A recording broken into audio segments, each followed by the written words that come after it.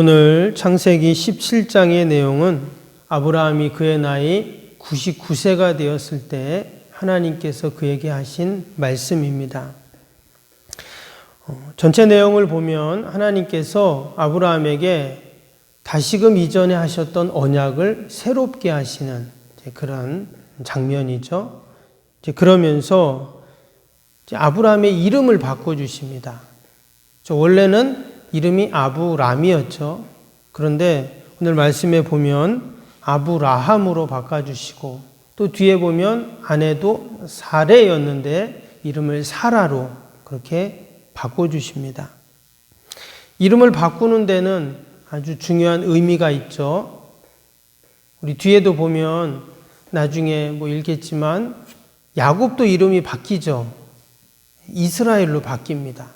신약에도 보면 바울도 원래는 사울이었는데 바울로 바뀌고 또 베드로도 원래 시몬이었는데 베드로도 바뀌고 이런 이름이 바뀌는 것들이 성경에 많이 나오는데 이름이 바뀐다는 것은 거기에 의미가 담겨 있죠.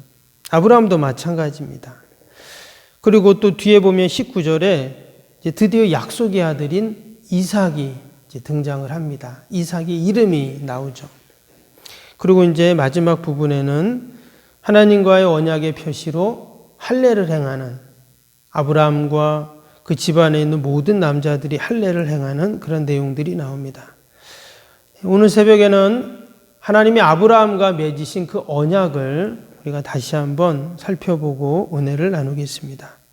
먼저 오늘 1절을 다시 한번 보시면 아브라함이 99세 때 여호와께서 아브라함에게 나타나서 그에게 이르시되 나는 전능한 하나님이라 너는 내 앞에서 행하여 완전하라 했습니다. 여기 보면 아브라함의 나이가 99세였다 이렇게 나오죠. 아브라함이 하갈을 통해서 이스마엘을 낳을 때가 86세였습니다. 그리고 나서 무려 13년 동안 하나님은 아브라함에게 나타나지 않으십니다. 바로 앞에 16장이지만 한 장만 넘겼지만 그 시간이 무려 13년이 지났어요. 그리고는 하나님께서 어느 날 또 딱 나타나셨습니다. 그의 나이 99세. 한마디로 하나님이 지난 13년 동안 침묵하셨다는 것입니다. 왜 침묵했는가? 오늘 아브라함에게 하나님이 99세에 나타나셔서 13년 만에 나타나셔서 하신 말씀을 보면 왜 그동안 하나님이 침묵하셨는지를 우리가 짐작할 수 있는데요. 1절 다시 한번 보시면 그 후반부에 뭐라고 했습니까? 나는 전능한 하나님이라 너는 내 앞에서 행하여 완전하라 했어요. 왜 하나님이 이런 말씀을 하셨는가? 아마 아브라함은 이 말씀을 딱 들었을 때 뜨끔했을 겁니다. 13년 만에 나타나서 하신 하나님의 말씀이 나는 전능한 하나님이라 완전하게 행하라 이런 거예요. 우리가 앞에서 16장에서 보았듯이 아브라함과 사라는요 전능하신 하나님의 약속의 말씀을 붙잡지 못하고 인간적인 방법으로 후사를 이으려고 했습니다. 그래서 여종인 하갈을 통해서 자식을 보게 되죠. 그러면서 해서 가정은 큰 불화가 일어납니다. 다툼과 불신과 학대와 또 가출과 이런 어려움들이 아브라함의 가정에 있었어요. 그러나 고통을 들으시고 보살피시는 그 하나님, 하갈이 광야에서 부엘라 헤로의 샘을 발견하게 되잖아요. 하나님은 마치 그 하갈의 마음도 만져주시고 사라의 마음도 만져주시고 아브라함의 마음도 살펴주셔서 약속의 아들은 아니지만 아브라함의 가정에 아들을 선물로 그렇게 주셨습니다. 마치 광야에서 샘물을 만나듯 부엘라 헤로의 하나님으로 그들을 만나 주신 것이죠. 그런데 13년 만에 다시금 하나님은 아브라함에게 나타나서 나는 전능한 하나님이다. 완전히 행하라. 이런 말씀을 하신 것입니다. 즉 하나님께서는 너희가 여전히 전능한 하나님을 붙잡고 있냐? 전능한 하나님의 언약의 말씀을 붙잡고 있는가를 확인하시기 위해서 이렇게 말씀을 하신 것입니다. 때문에 지난 13년의 시간은 어떤 시간이었는가? 아브라함과 사라에게 시간을 주신 것이죠. 기회를 주시고 배려해 주신 것입니다. 여전히 하나님의 약속의 말씀을 붙잡고 완전하신 하나님만을 의지하며 살아야 한다는 것을 그렇게 그들에게 침묵을 통해서 말씀한 겁니다. 여러분, 때때로 하나님은 우리에게 말씀하시지만 때로는 우리에게 침묵하십니다. 우리가 기도하고 또 하나님을 의지하고 하나님께 나아가지만 하나님께서 마치 아브라함에게 13년 동안 침묵하신 것처럼 나에게도 아무 말씀을 안 하시는 것 같고 하나님이 아무런 일도 행하지 않는 것 같고 이럴 때가 있거든요. 그러나 하나님의 침묵 속에도 다 뜻이 있죠. 마치 아브라함에게 완전한 하나님의 언약만을 붙잡기를 원하셨던 것처럼 때로는 하나님이 우리에게 침묵하시지만 그 침묵 속에 하나님의 말씀보다 더 강력한 메시지가 있다라는 것을 우리는 꼭 기억해야 할 줄로 믿습니다. 하나님이 아브라함에게 13년이라는 시간을 주신 것처럼 하나님은 늘 우리에게도 시간을 주십니다. 돌아올 시간, 회개할 시간, 기도할 시간, 헌신할 시간, 하나님의 약속의 말씀, 완전한 그 말씀을 붙잡을 그 시간들을 우리에게 늘 주시죠. 그래서 우리가 그 시간 속에서 우리가 하나님을 잊고 사는 것이 아니라 더 하나님을 의지하고 더 완전하신 하나님 앞에 우리가 매달리는 저와 여러분이 될 수 있기를 바랍니다. 또한 하나님은 다시금 아브라함을 만나 주셨습니다. 13년이라는 침묵 속에 하나님도 얼마나 답답하셨겠어요? 아브라함도 답답했겠지만 이제 그의 나이가 99세가 되었습니다. 그가 75세 하나님께 부름을 받았죠. 그때 하나님께서 아브라함에게 내가 너를 복의 근원으로 민족의 조상으로 얼마나 많은 약속을 해주셨습니까? 그런데 무려 지금 99세가 되었어요. 근데 하나님께서 오늘 말씀에 보니까 언약이라는 단어가 많이 나옵니다. 2절도 보시면 내가 내 언약을 나와 너 사이에 두어 이런 말씀이 나오죠. 그 내가 너를 크게 번성하게 하겠다. 또 4절에도 보시면 보라 내 언약이 너와 함께 있으니 너는 여러 민족의 아버지가 될지라. 밑에 7절에도 보면 내가 내 언약을 너와 또 내 대대 후손 사이에 세워 영원한 언약으로 삼고 이런 말씀입니다. 9절에도 보세요. 9절에도 보면 너는 내 언약을 지키고 내 후손도 대대로 지키라. 계속 언약이라는 말이 반복이 되고 있습니다. 언약은 말 그대로 약속이죠. 성경에 보면 그 언약을 베리트라고 했는데 우리는 언약하면 그냥 약속, 계약, 맹세 이렇게 우리는 생각을 하는데 이 지금 성경에 쓰여진 이 베레트라는 언약은요.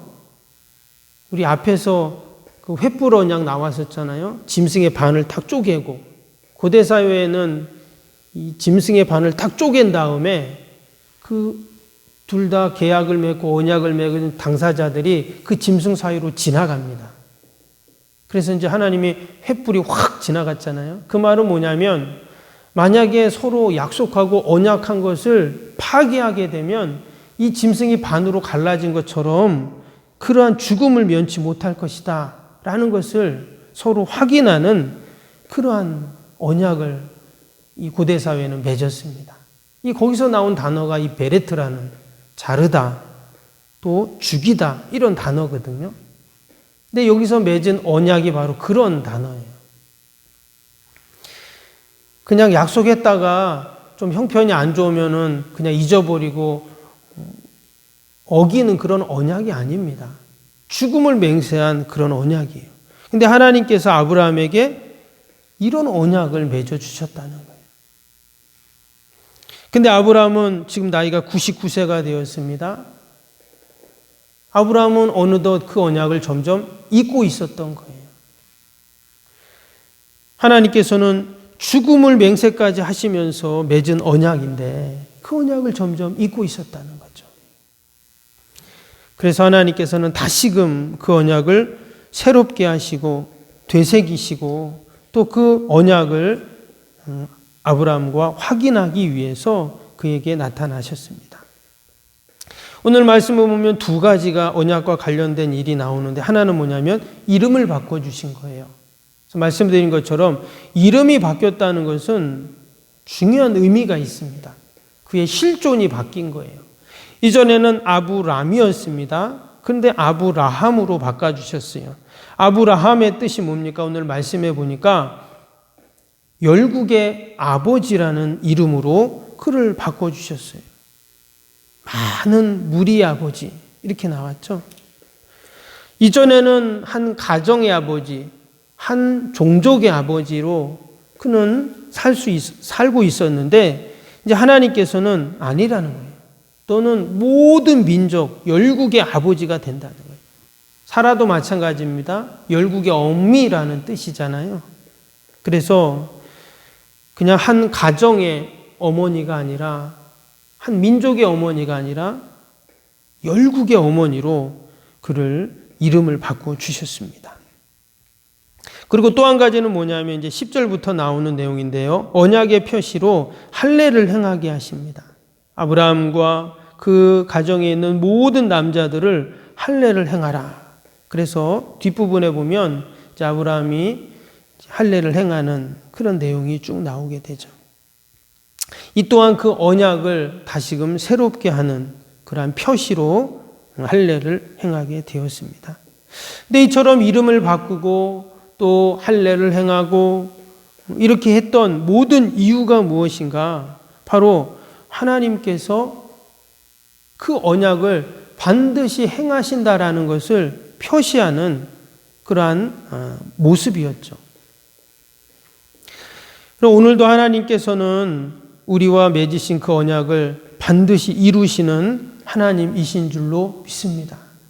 그래서 하나님께서는 우리에게 이처럼 이름을 바꿔주시고 우리를 성도로 하나님의 자녀로 하나님의 백성으로 택한 백성으로 우리를 그렇게 삼아주시고 또 우리가 하나님 앞에 믿음으로 할례를 행해야 하는 그러한 우리의 모습이 있어야 할 줄로 믿습니다.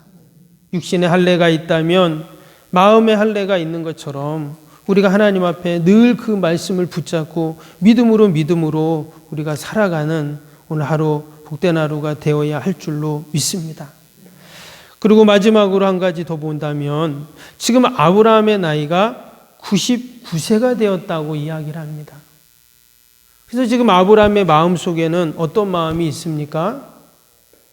이제는 내가 하나님이 주신 그 서자 이스마엘을 생각하고 내가 그렇게 살겠습니다 하는 그러한 뒷부분에 보면 고백을 하게 됩니다. 그리고 하나님이 아들을 낳을 것이다, 사라를 통해서 내가 주겠다 했을 때 17절 보면 아브라함이 엎드려서 웃으며 마음속으로 이르되 100세 된 사람이 어찌 자식을 낳을까? 사라는 99세니 어찌 출산하리요 하고 아브라함이 하나님께 아뢰되 이스마엘이나 하나님 앞에 살기를 원하나이다. 이런 얘기를 이제 또 하게 됩니다. 하나님께서 왜 처음에 아브라함을 만났을 때 아들을 주신다고 하고 또 하나님이 말씀하신 그 언약을 쭉 이야기하셨는데 무려 25년이 지난 이제 그의 나이 99세가 되었을 때 왜 하나님께서 이제 와서 아들을 주시고 또다시 좀 언약을 새롭게 하시는가? 여기에는 하나님의 놀라운 구원의 역사가 담겨 있습니다. 지금 99세가 되었다는 것, 또 사라의 나이는 88세라고 했는데 여러분 100세가 다 돼서 아이를 낳을 수 있습니까? 이것은 불가능한 일이죠. 그런데 하나님께서는 그렇게 하시겠다고 하시고 또한 100세가 되어 이삭을 낳게 됩니다. 여기서 우리는 하나님께서 이전에 하나님이 아브라함과 맺으신 언약의 뜻을 알게 됩니다. 하나님이 우리에게 맺어주신 그 언약은요, 인간적인 방법으로 그것을 이룰 수 없다는 것을 말씀하고 있는 것입니다. 즉 하나님이 그에게 아들을 낳을 것이라 하셨지만 인간적인 힘으로 아들을 낳는 것이 아니라 어떻게 해요? 완전하신 하나님의 능력으로 아들을 주실 때까지 기다린 겁니다. 만약에 그가 하나님이 부르셨을 때 75세 때 아들을 낳았다면 그것은 자기의 능력과 힘과 노력으로 낳은 것이죠. 그러나 이제 아브라함의 고백처럼 이제 우리가 어떻게 아들을 낳을 수 있습니까? 말 그대로 인간의 힘으로는 할 수 없는, 아브라함과 사라의 자연적인 생산의 능력으로는 완전히 끊어진 상태잖아요. 그래서 하나님께서는 이제는 절대적인 하나님의 능력으로 이루신다는 것을 보여주신 것이죠. 아브라함은 한 가족의 아버지일 뿐입니다. 그것도 자기의 고향을 떠난 나그네일 뿐입니다. 그럼 그가 어떻게 열국의 아버지가 되고 오늘 하나님께서 그에게 맺어주신 그 언약대로 그의 후손을 통해 왕이 나고 그의 후손을 통해 민족이 나고 자자손손 이러한 축복된 그러한 사람이 될 수 있는가? 이것이 바로 완전하신 하나님이 행할 때 가능하다 하는 것을 보여주신 것이죠. 오늘도 우리가 아브라함처럼 하나님의 언약의 약속의 말씀을 끝까지 붙잡고 인간적인 세상적인 방법이 아닌 오직 하나님이 행하시는 그 능력을 우리가 의지하면서 믿음으로 승리하는 저와 여러분이 되어야 할 줄로 믿습니다. 또한 우리는 늘 마음의 할례를 통해서 하나님과의 언약을 새롭게 하고 또 그 언약을 반드시 성취하시는 그 하나님을 경험하는 저와 여러분이 되길 주님의 이름으로 축복합니다. 기도하겠습니다.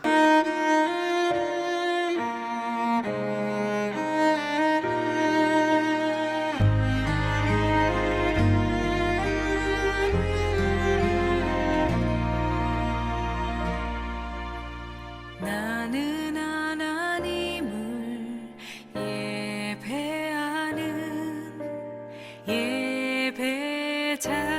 예배자입니다. 내가 서 있는